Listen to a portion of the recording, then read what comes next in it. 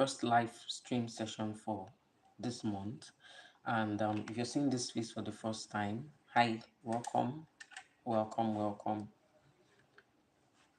So I just want to get straight right into today's topic of conversation, and I'll be sharing some very, very delicate, intimate issues with you all.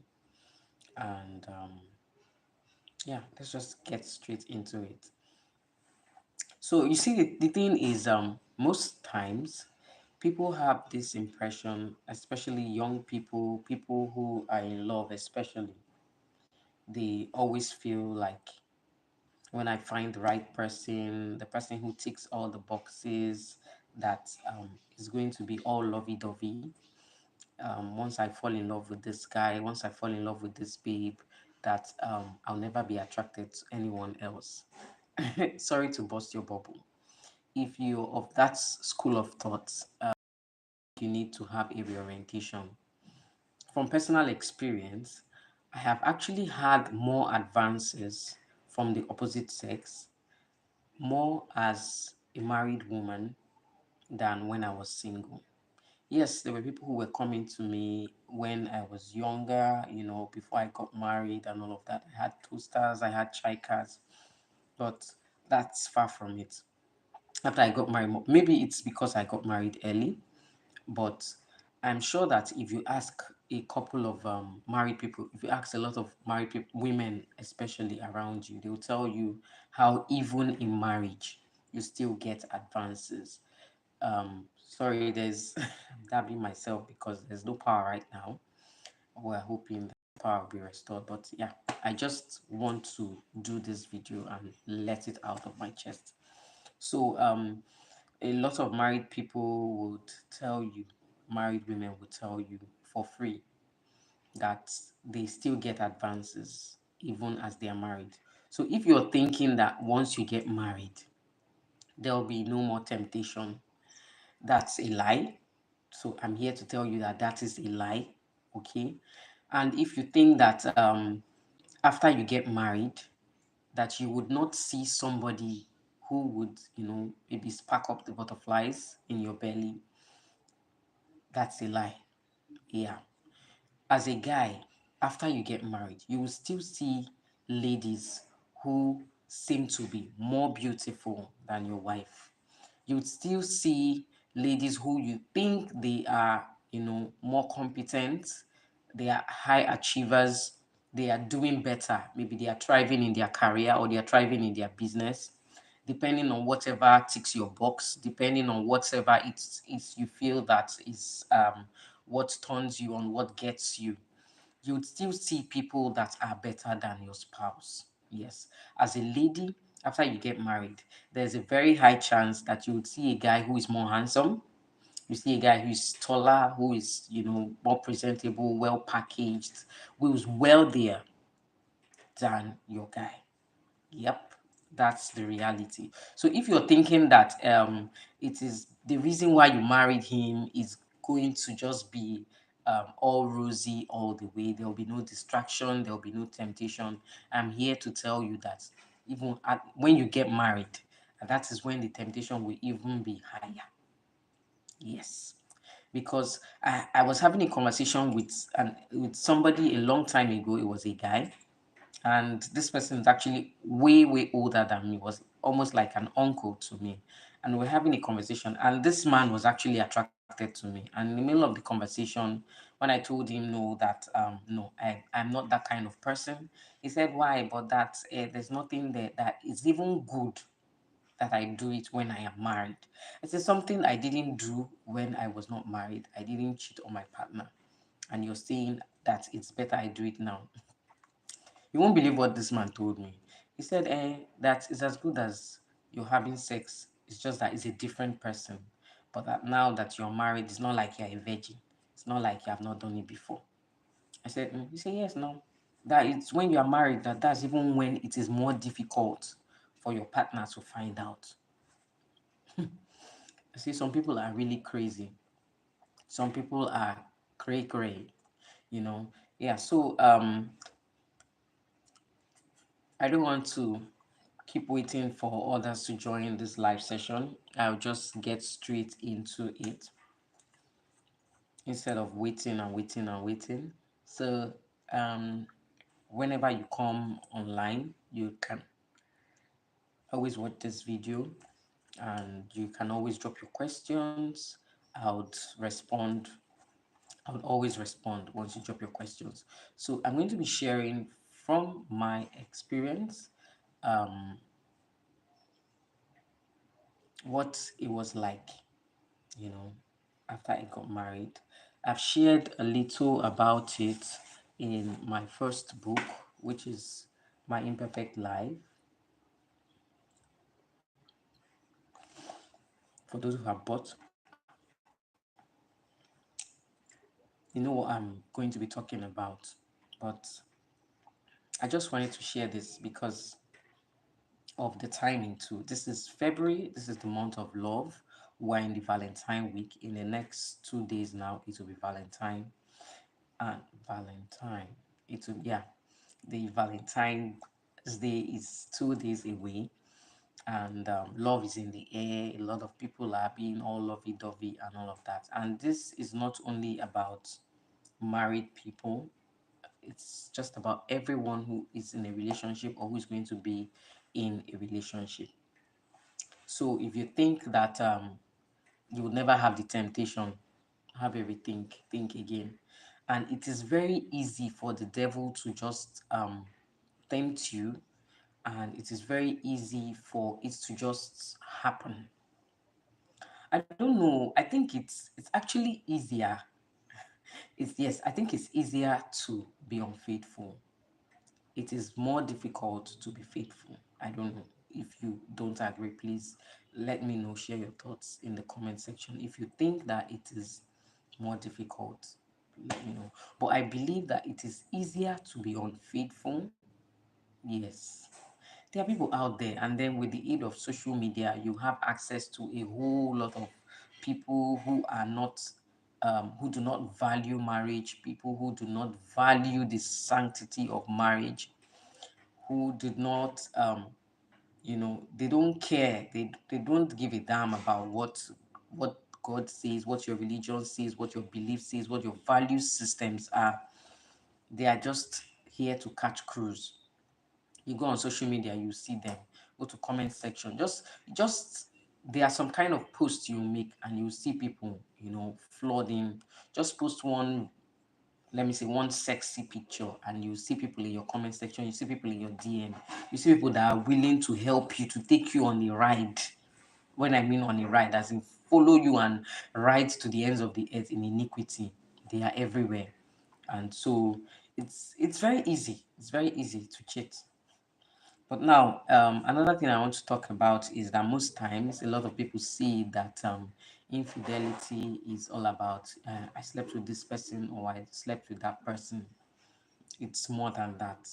You know, you can be unfaithful, not necessarily without having sexual intercourse. You can be unfaithful without sleeping or cheating on your partner, you know, and it's in the sexual way. So I want to share something from my experience, and yeah. So let's just get straight into the video. So I got married at 23.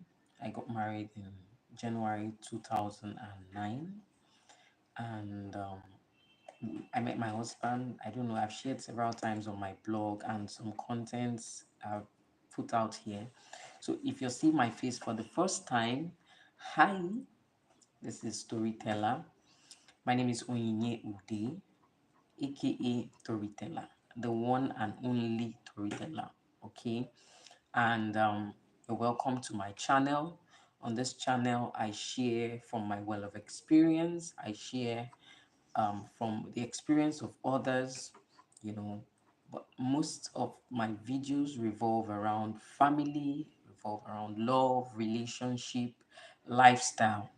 and of course Christianity. I am a Christian, I am a child of God, and so you'd see some Christian content that I put out here.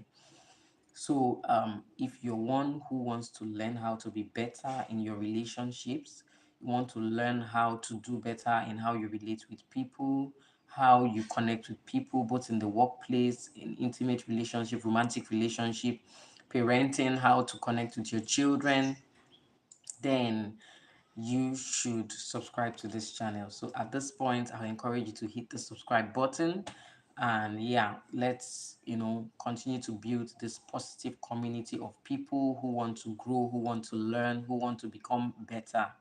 So yeah, that being said, I have also mentioned about the circumstances surrounding my marriage and all, but yeah, that's not really okay. That's part of what I want to talk about today. So my husband and I, we used to be classmates. We finished from the same school, the same university. We got married after school, and I have two kids. My daughter will be 16 in a few months. My son is 10. So that's just it. I used to think that my husband was my all in all, you know, my heaven on earth. That after God, it is Him. I used to feel that my world revolved around Him, and without my husband, I don't think I'll be able to, do this and all of that. I am not saying that He's not all that, but I'm saying that I got to a point when I realized that me too, I am more. Yes, that I am the one who his world revolves around me. His world revolves around me just as my world revolves around him. And yeah, we started matching the energy, but it took a lot before we got to where we are right now. And so I want to share just a few of the things that I struggled with when I got married. And so, because I got married early, I was just 23 when I got married, and then I had my daughter. And after I had my daughter, I had to defer because we got married just immediately after our graduation, and I had to defer my NYC, my youth service, because basically I was a nursing mother, and yeah, I had to take care of my daughter. And so my husband went for NYSC while I was home. And after he finished, and you know, yeah, after he passed out of I went for my own NYC. So I think that just immediately after I got married, you know, um, it was like he was the only guy I had a strong relationship with. My husband was my first, and so after marriage, it seemed like I said, it was just all about him. Maybe because I was home, I hadn't explored, if you understand what I mean. I hadn't really met a lot of people. Because the truth is, after marriage, especially those of us who get married when we're still very young, when we're still growing, when we're starting life with our partner, what I mean is that you did not come into an already made person. Maybe as a lady now, maybe you got married to a guy who is accomplished, who has his own house, who has his own, business, or is already building his career, and you too, you're already building your career. So you have met people along the way, if you understand what I mean. So yeah, and then I went for youth service. So there was this guy I met in youth service. Um, was a very sweet guy. Okay. The irony of it now is that I can't remember his name. Okay. Um, I didn't used to call him by his name anyway. He was a northerner. Surprise, surprise. He was a northerner. Um, He was from, I think, Kaduna State or so. He had, I don't know if you've noticed that Hausa people have one kind of interesting accent. It used to sound very pleasing in my ear. I don't know if it sounds that way to other people. I mean, educated Hausa people. There's just something unique about their accent. And so I met this guy, and I used to call him Alaji, um, because of, yeah, because he was a northerner, basically.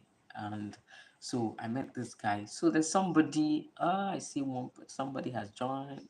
Somebody has joined. Let me welcome to my live session. Please just drop a comment. Just drop a comment, like this video, drop a comment so that I will see who it is and I will acknowledge you. And let me know too if you can hear me. Okay. So as I was saying, I met this guy Alaji. I can't remember his name. I don't remember his name. Oh, God have mercy upon me. So Alaji was see, I'm just waiting. My glasses are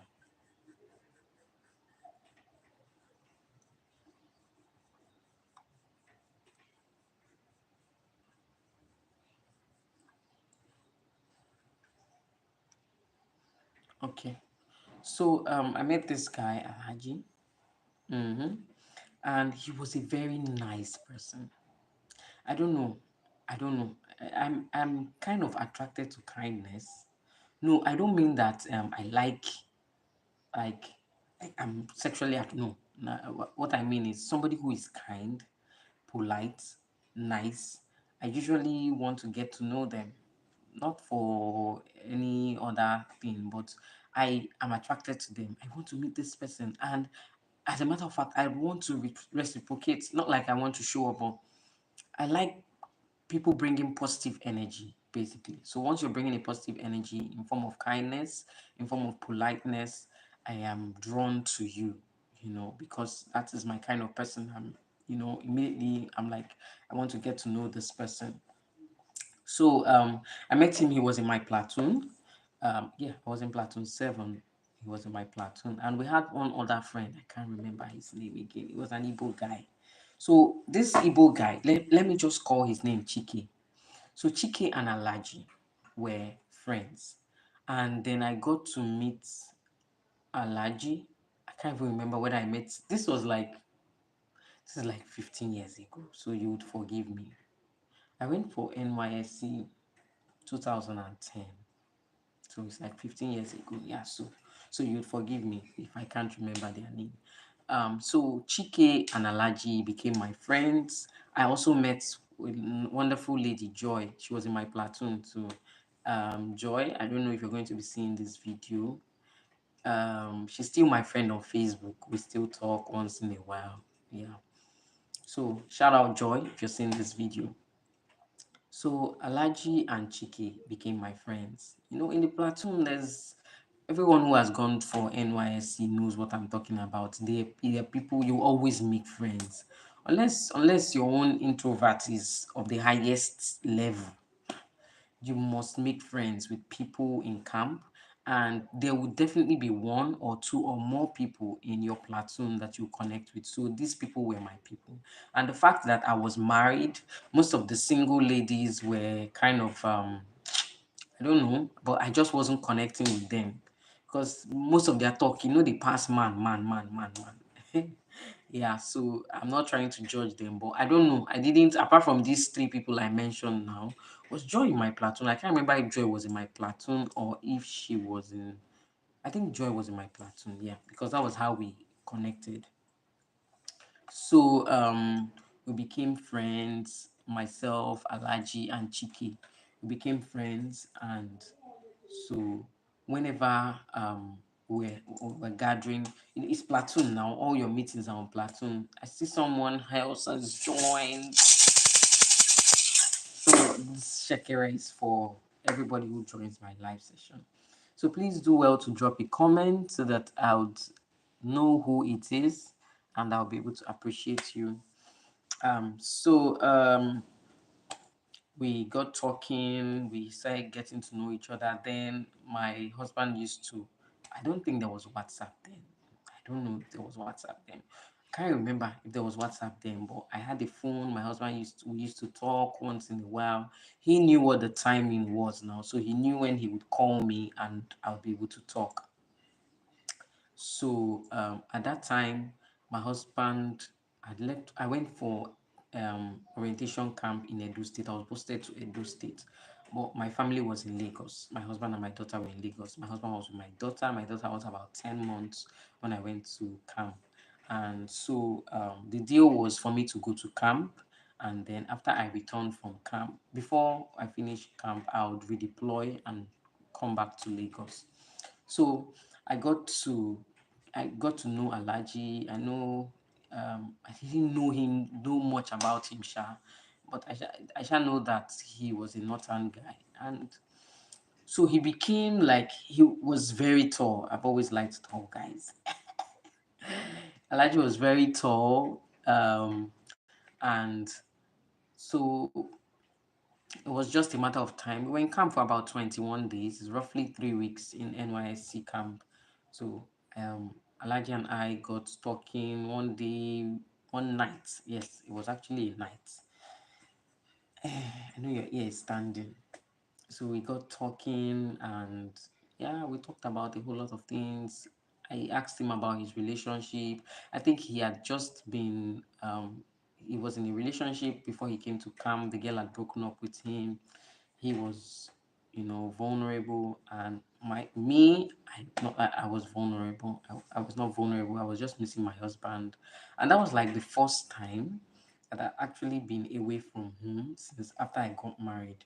Because I got married in 2009, and I'd always been home. I hadn't gotten a job. I wasn't doing anything. I was pregnant, so I was just home. And so this was like the first time I was actually meeting a guy. Alaji was very nice. He used to buy me food. He didn't really have much, but he used to, buy sometimes when Joy and I would go for lunch and we meet him there in the what they call it, Mami Market, and we used to go and eat. He would pay for my food. So he was just a nice person. And so we got kind of close every time they asked. But the thing was, I was always wearing my ring. So everyone who knew me knew I was married. So number one, I did not go with the intention of having an affair. I did not go with the intention of hiding my identity as a married woman. I told all of them that I am married, oh, I have a daughter. Oh. As a matter of fact, because because my tummy was still a bit big, I used to even claim that I was pregnant. I was expecting a baby. So they would exempt me from certain strenuous things. So when they come and start drilling, they say, leave that woman. Leave that woman. That one we get belly. Leave her. And me, I was happy with that because I didn't just want any stress. So I think it was the last few days before we left camp. I got talking with Alaji. Alaji had lost his phone. Yes, I remember that. That's the main reason why I lost his contact. Alaji had lost his phone. So then he and Chiki were in the same hostel.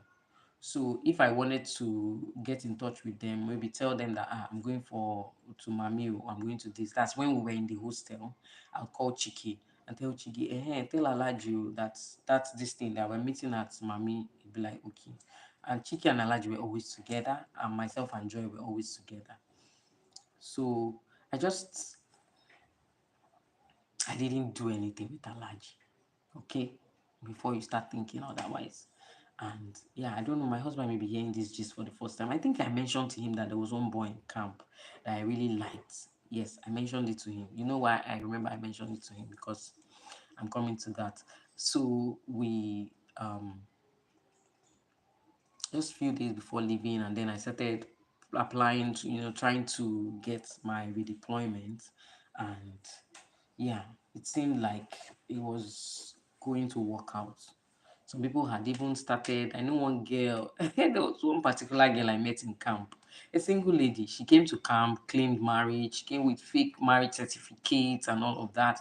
She was saying that she's going to redeploy to Lagos. She was very sure that she will redeploy to Lagos. I was like, okay, oh, I wish you all the best. Lo and behold, when I eventually redeployed to Lagos, I met this girl.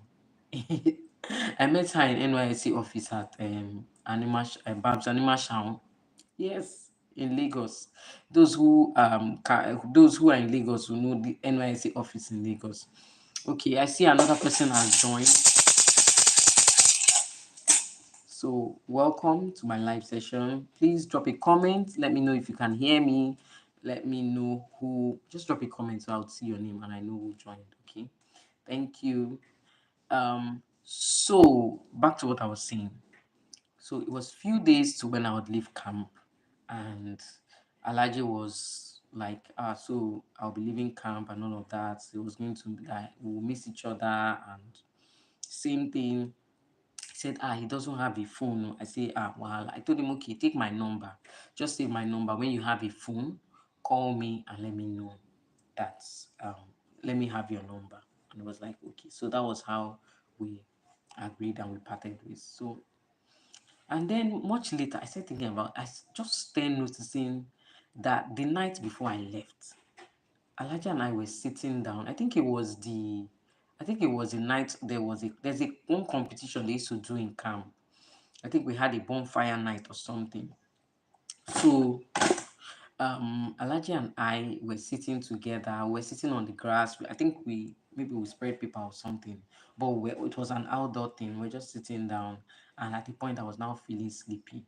I was just holding myself. I didn't want to go back to the hostel. I didn't want to go back. Yeah, I didn't want to go back to the hostel, and I wanted to stay till the end of it, but they were kind of wasting time with to call the result and all of that. And some people were dancing, and you know how calm bonfire thing is now. So me, I was just feeling sleepy, and just I didn't want to lie on the mat so that ants will not bite me. I can't remember whether it was on the grass. We were sitting on the grass. So Alaji told me, and I just leaned on his shoulder and I slept off. And that was it. But of course, I'm not a deep sleeper.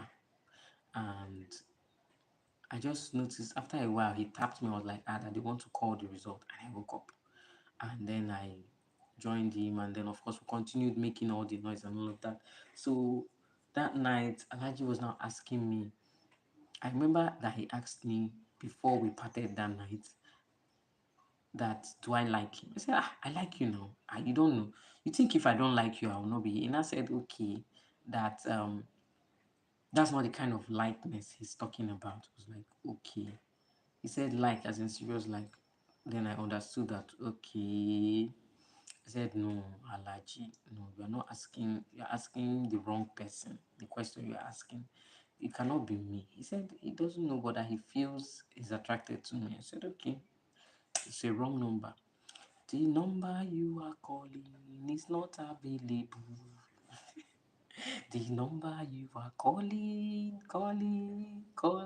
the number you are calling is not available.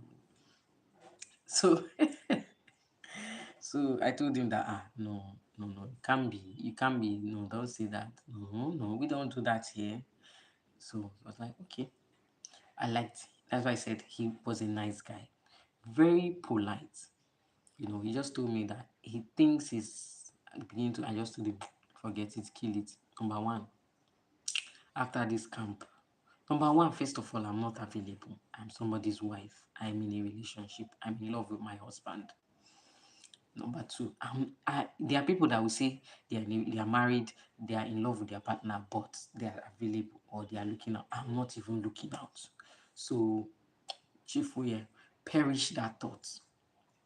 So that was what I told him, and he was like, okay. Then the day I left for Lagos, the following morning, I got ready.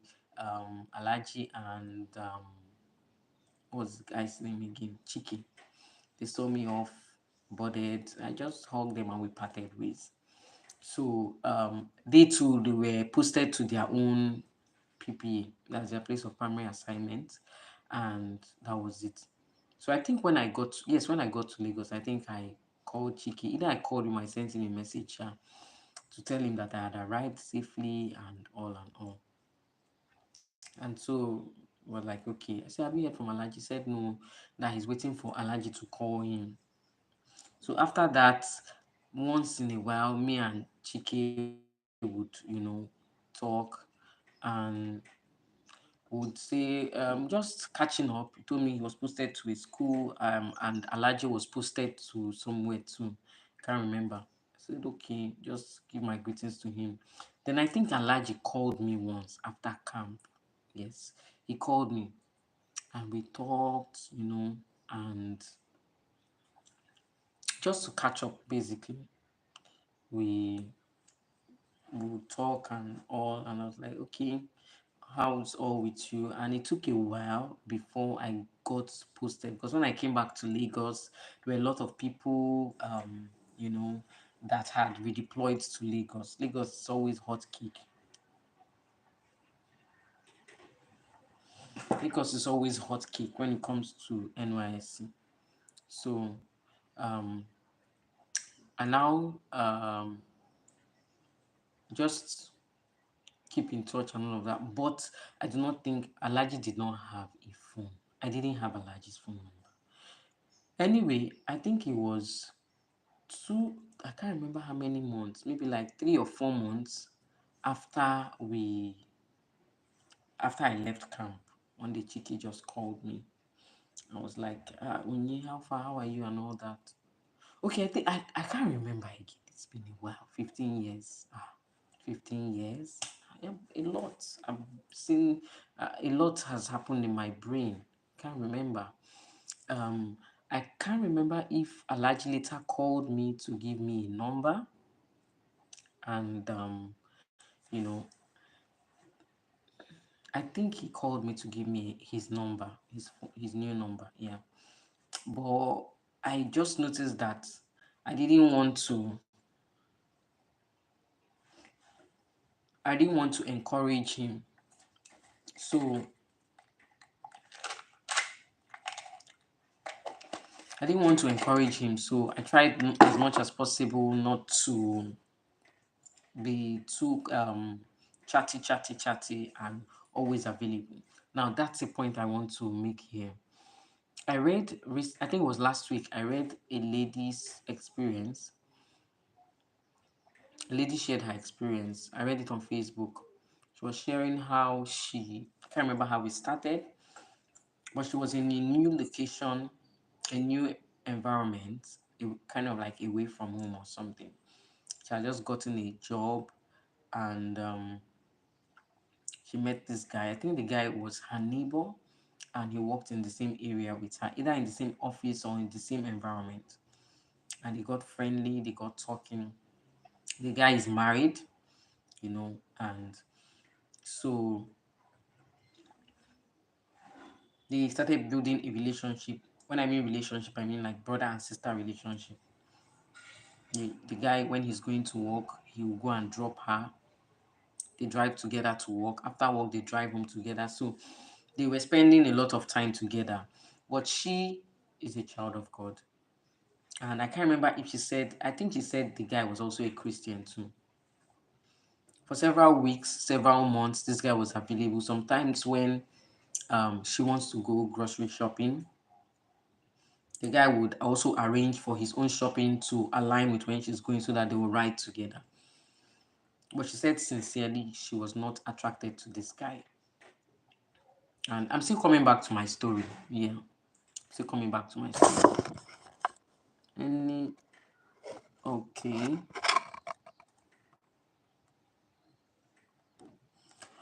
Okay. So back to what I was saying. So she and this guy became very, close and all of that.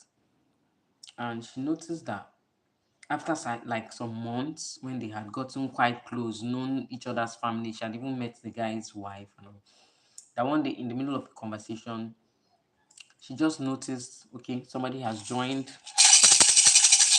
Welcome to my live session.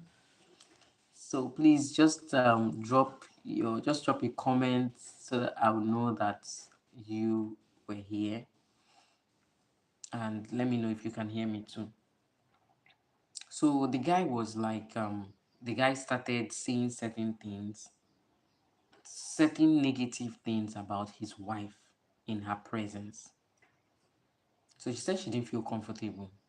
She was like, okay, this guy that is always praising his wife, always telling me how his wife is hardworking, how his wife is industrious, how his wife is a wonderful person, is the best thing that happened to him. Why the sudden change of attitude? Why is she always, claiming? Why is he suddenly claiming like the wife is not a good person? So when he would say such things, she would intentionally defend her and say, but you should know now, maybe she was tired. That's why she didn't give you food, That's why she didn't go to market. That's why she didn't cook. But every time he brought up something negative about his wife, she was intentionally countering it. And that's where a lot of people miss it. That moment that the enemy sees a loophole.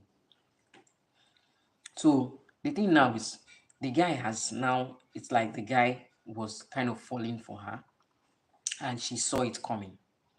How do you respond to this? So if the guy is now bringing, first of all, it comes by saying all the negative things about your partner. And I'm saying this because it is a place where I've been. I would get to that. I would share my own experience. When all you see is only the negative things about your partner, and then you are now projecting it on this person who is, first of all, you know that at this point the lady was available. So it seemed like the lady was very available because they were always meeting. They go to work together, they come back together, they ride to church together, they go for grocery shopping together, So they were almost always in the same environment. Then it starts with projecting your partner in the negative light, so that this person now joins us and say, this is your wife, she's a lazy woman, so she could not cook for you. She's a lazy person. I see two people. Thank you for joining my live session. Please drop a comment so that I would see your name and I would know who it is. So what was I saying?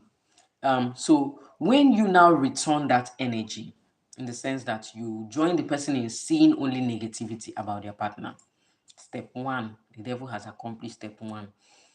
Then the complaints about the partner keeps coming. You keep taking it and keep telling him sorry, sorry, and giving him the impression that you are available. Now, this is not limited to only one gender. It can be both the male, it can be both the male and female. Yes. Anybody. The devil can use anybody. The devil can start with anybody. You think the devil cares about your gender? It can be the man that is projecting it. It can be the lady that is projecting it.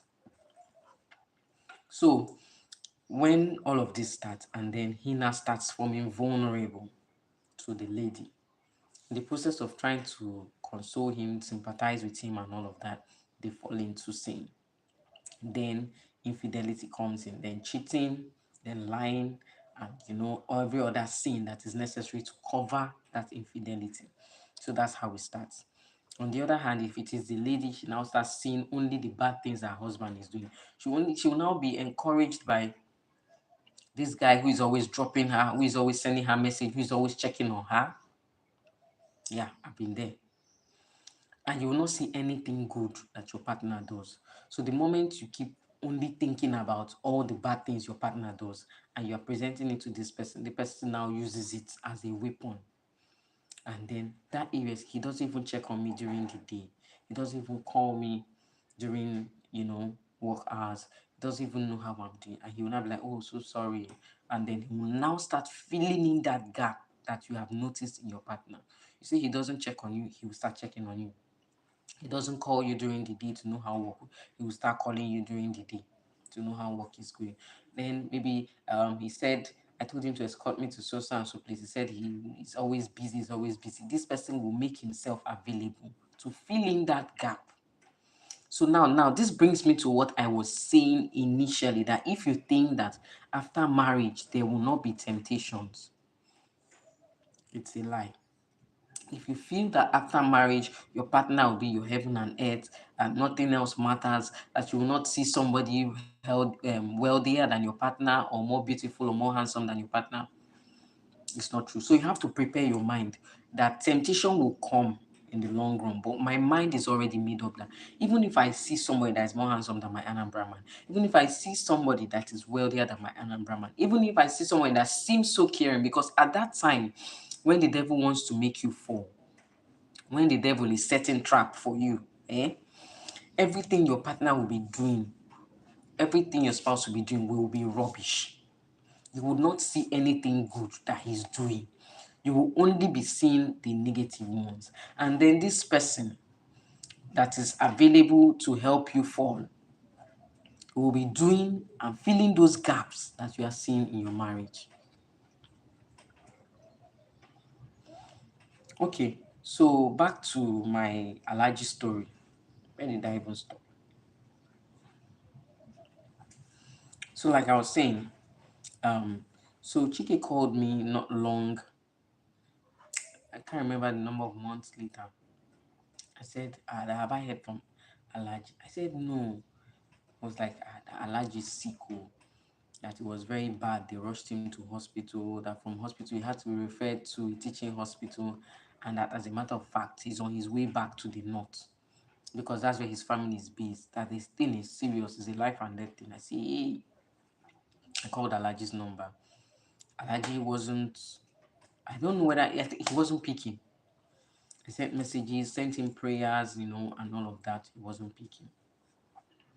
Eventually, um, about a week or 2 weeks later, Chicken now called me and I told me, I said, have you been able to reach? I think I've been trying to reach Alaji. Chike, what's up? He told me Alaji had passed on. Ah, I I cried. I cried because I think the last time we spoke, it had been a while we spoke, and that idea of me avoiding him, I wasn't crying because like I hurt him also. No. I was just crying because a friend had passed on, you know, and yeah, he was a young guy, maybe around my age or slightly older than me, and he was too young to just die. Somebody who had not accomplished, who had not even, I don't know, I felt like he hadn't accomplished anything in life, that it was too soon for him to go. He was 20 something. But that was it. After that, Chiki and I just stayed in touch for like a month, 2 months. I don't I think but as at the time I was passing out of NYC, I'd lost contact with Chiki. And that was it. So now let me use that story to buttress the point. So if I'd allowed myself to be vulnerable at the time that Alaji and I met in camp, there's a high chance, there's a high chance that we could have even, you know, become intimate and all of that. But that was just a passing. Now there's more. So let me take this to story number two. I think I had been married for about 8 or 9 years, around 10 years or so. I can't remember exactly when this incident took place. So I met this guy. Um, he was an old friend. We had once worked together, and the full details in my book. So if you want to enjoy the story, just buy my book. It's available on Amazon, My Imperfect Life by Onyinye Ude. If you would like to get a copy, I'll drop the details in the description box. You can send me a mail. My email address is usually in the description box. My social media handles are also going to be there. You can send me a DM if you want to get a copy. And yeah, there's actually a chapter here.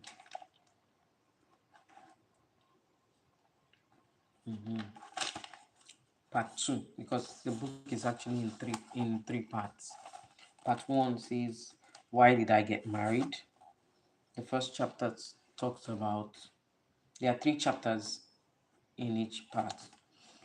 Part one, "Why did I get married?" Chapter one says, "Wrong reasons to get married."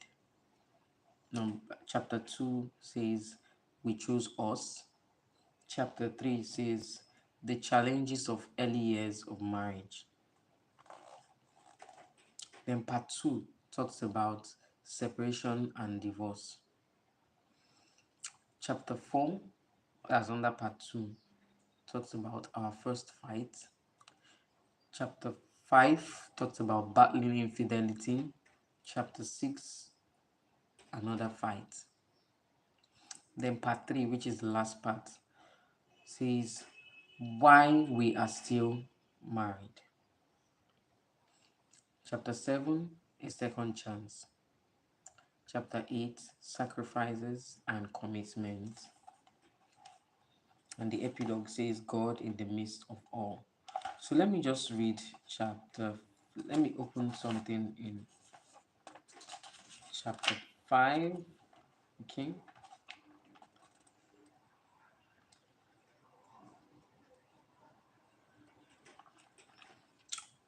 Because that chapter 5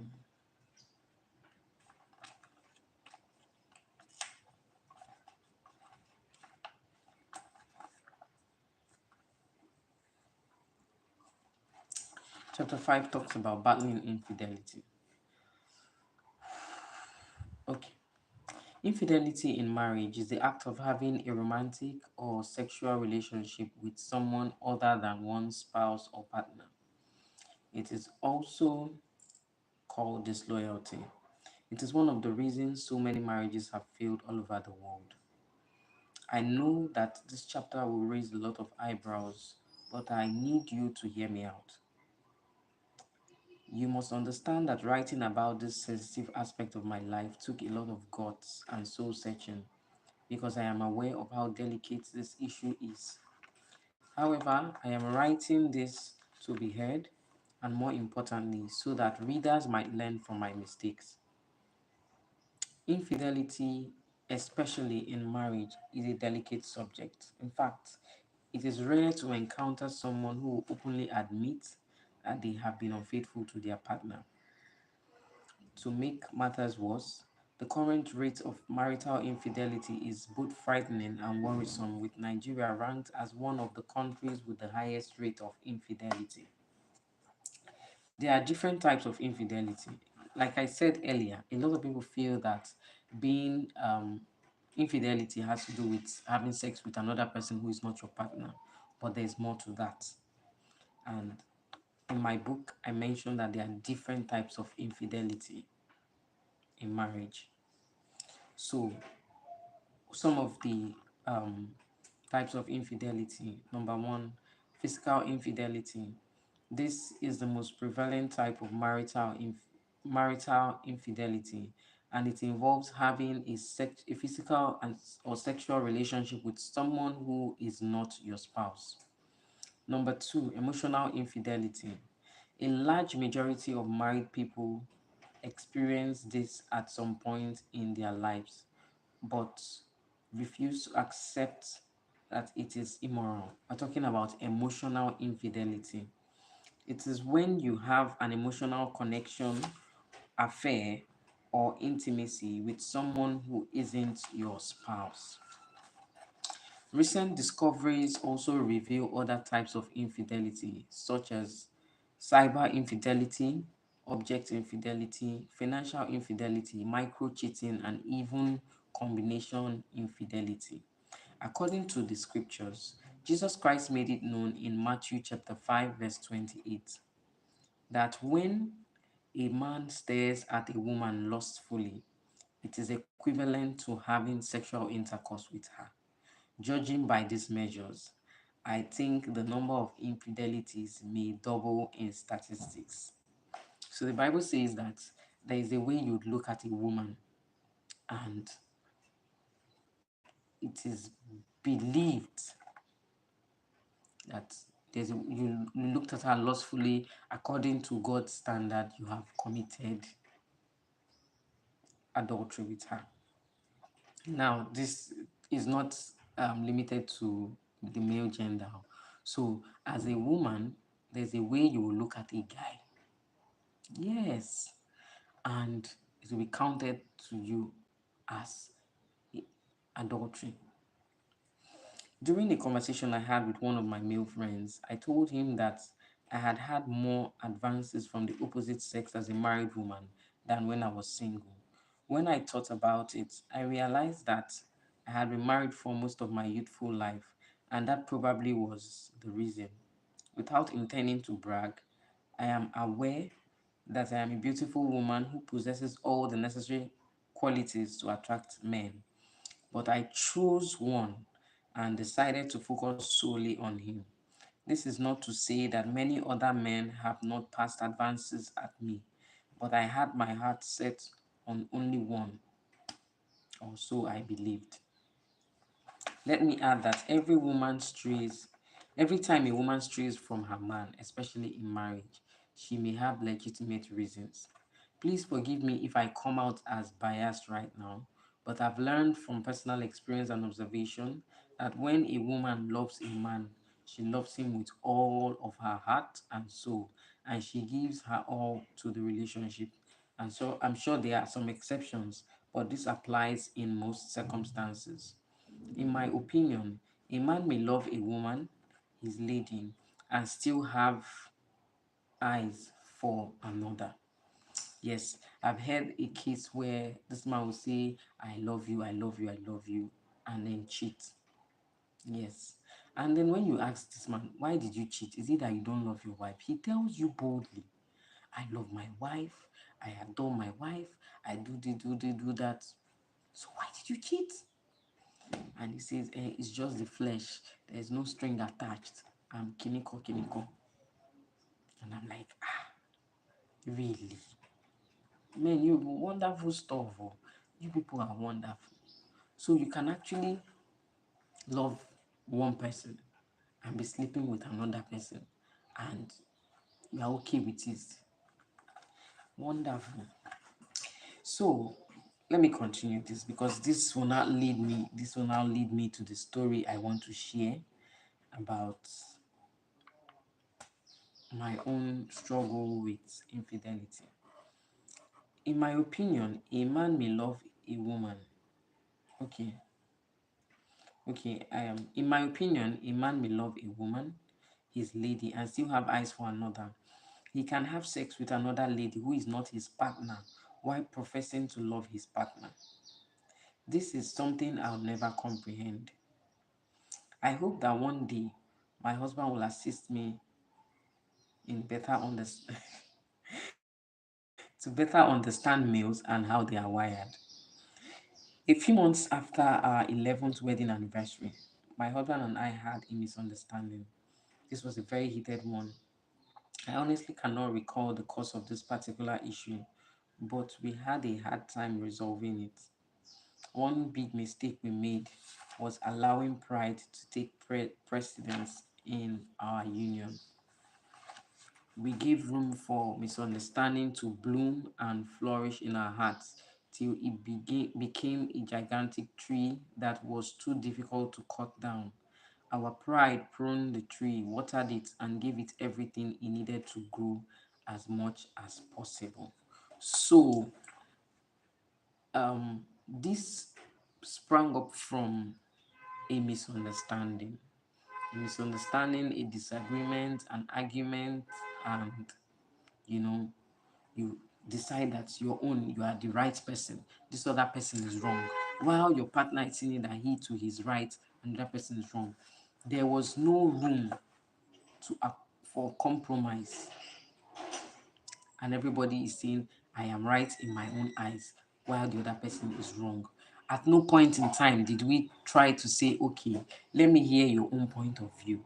while you also hear my own point of view. Okay, I think you're seeing it this way because this, that. I think you're seeing it this way because this, that. And then we decide, okay, let's reach a compromise. You know what?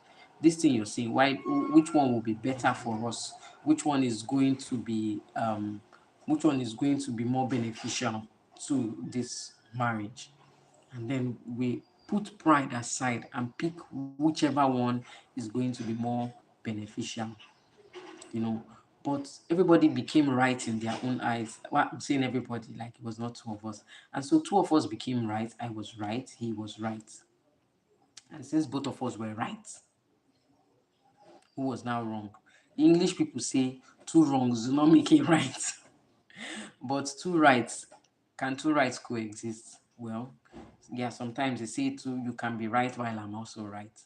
And nobody is wrong. But in our mind, in my mind, he was wrong. In his mind, I was wrong. So that's where everybody was forming Udogo with their own rights. And nobody was humble enough to say, okay, I yield the floor. I accept your own rights. I'm not wrong, but I accept your own rights. You know. So, like I stated here, we had a misunderstanding and pride. It is pride that makes it difficult for you to come to your partner and say, okay, I am sorry. I see that what I did was hurtful. I didn't intend for it to be interpreted this way. I shouldn't have done this. Forgive me. It is pride that makes you see that I'm right, whether he likes it or not, whether she likes it or not, I am right. It is pride that makes you to carry that grudge in your chest, strong it in your mind, and go to bed. You sleep on the same bed with your partner, and yet two of you are not talking. Ah, those days.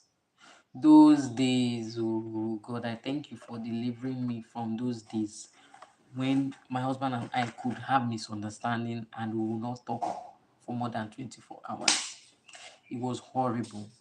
I say it was horrible. Now, we don't let 24 hours reach you. Just tell you, guy, that thing you said, it hurt me. I no like him.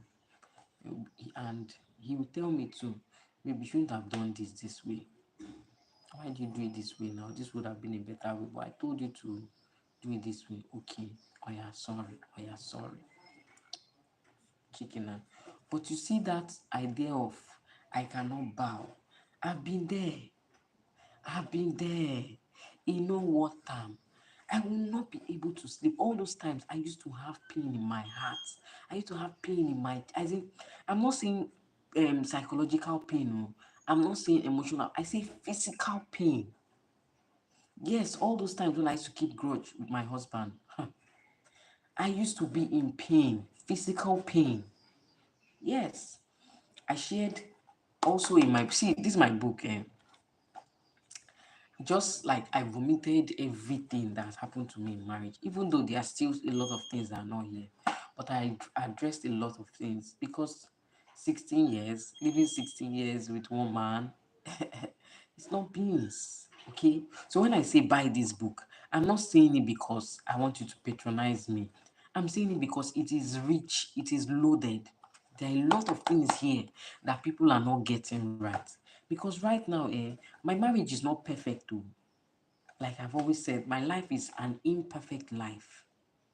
An imperfect life. My marriage is not perfect, but I am in a far better place. I am a lot happier. I think I am currently the happiest I have ever been since I got married before God and man. I know they bobo you. I know they whine you. It does not mean that my husband has become a perfect man or that I have become a perfect wife. We're still learning. We are growing. We are learning. We are getting better. And as the day goes by, we are getting better and it is helping us. So I poured out a lot of things here that I know that there were errors that we shouldn't have done, which are the mistakes that almost ruined my marriage. Yes. I know they bobo you. There's some things that I put here, eh, that on a norm I'm not supposed to, but I put it here because I am very sure that there are people that will read it and their life will be changed for good, and they will learn, they will do better, they will relate well with their husbands and their wives. I kid you not. So we had this misunderstanding, my husband. So I see somebody else has joined. Welcome. Please, if you're seeing this video, if you're joining our live stream, please drop a comment. Just share your thoughts. Ask your question. You can see the topic we are discussing: infidelity. My struggle with infidelity. And yes, so just drop your comments. We have gotten to 1 hour plus, and I'll soon be ending the video. But I assure you, there will be a part two. I'll try if I can do the part two tomorrow. I'll try. I want to pour out all of this before Valentine's Day. Okay. Yeah. So, like I was saying, my husband and I had an issue, and pride did not allow us to settle that issue. We could have settled it amicably, but guess what? It escalated. It went out of hand. So our pride pruned the tree, watered it, and gave it everything it needed to grow as much as possible. While this was ongoing, our companionship was gradually becoming immaterial to us. We found solace in our smartphones, believing that we could live comfortably without confronting the huge resentment that had not only stolen our peace, but had also ravaged our home. It didn't take long before I instinctively observed that each of us could be receiving attention from strangers since we no longer enjoyed each other's company. So at that time, we were quarreling, we were not talking. I would I'll still cook. I still cook. I've never used food as I've never used food as a weapon. I still cook because I had children. My children have to eat. And he would still bring money. Sometimes he would give my daughter money. Go and give your mother. Sometimes he would just do transfer. I'll just receive receive a lot from him. And the narration will say for soup. He knows that I'll cook soup weekends, I'll cook stew weekends, I'll receive the money. I'm not even asking him anything, I'll just go to market, buy stuff, cook. If I want to, maybe we're running out of something, I'll just send him message. Gary, yam, this, that is finished. Pion, send it. He will read. Boom, boom, boom. I don't have money. This is what I have. And he'll send. So, and when he comes back, we'll go and take food. I'll just ask him, do you want to eat now? Say, no, I'll take it when I'm ready. We'll go and take it when it's ready. And you eat. We're not eating together. And we, most times he'll sleep off in the sitting room. When he comes back like this, he comes back late because he's trying to avoid me. He's trying as much as possible to come into the house when I've gone to bed. To come into the house when I've gone to bed. Then he will stay in the sitting room, maybe watching a movie late night or something, and then he'll sleep off.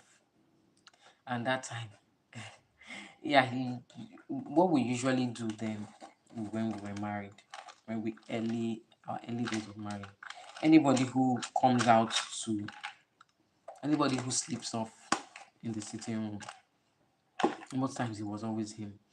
I would come and wake him up. Say, Moya, come inside the room.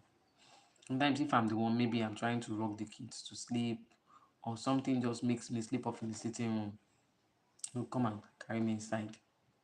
He doesn't even wake me sometimes, he'll just carry me inside. If he's the one, I'll come and wake him up. So yeah, go inside. But that time, we were not even talking. So if I wake up to ease myself and I come out and see him in the sitting room, I just go where I'm going to let him sleep there, let his neck break. Because I remember when we were young, we sleep in the sitting room. You know how the setting is now. If it is not so long enough to accommodate your full length, you now maybe crouch like this, stay in an awkward position. My mom will now come, fire, by inside. Do you want your leg to break? Do you want your leg to break? She was always saying that if you sleep that way, and then you wake up in the morning, all your bones, all the joints in your body will be aching you and all of that. So I had that mindset that if you sleep in the sitting room, you will wake up with body pains.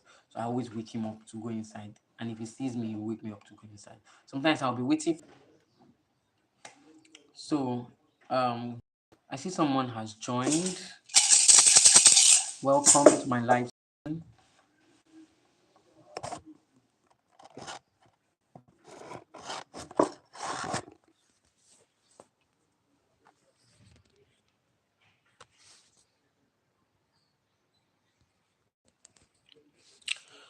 Okay.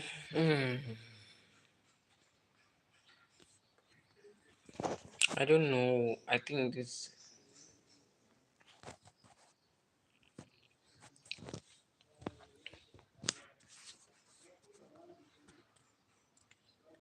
know what is wrong. Um okay, I think we'll just have to do a part two. We'll just have to do a part two of this live session. I hope that you're learning something today. But I want to assure you that there's more to infidelity. And it is not just about having sex with someone. You can actually cheat on your partner without sleeping with someone else. Okay. So I'll be ending this live session here. Please feel free to drop your questions. I don't know. I'm trying to rotate my screen, but I don't know what's happening. I have to end this live session here. Please feel free to drop your questions. Okay. I'll answer as many as possible. So thank you so much, and we'll be continuing the part two maybe tomorrow. I hope to finish this up this week, either tomorrow or on Saturday. Okay. Thank you. And don't forget that I love you. I'm always rooting for you. Bye.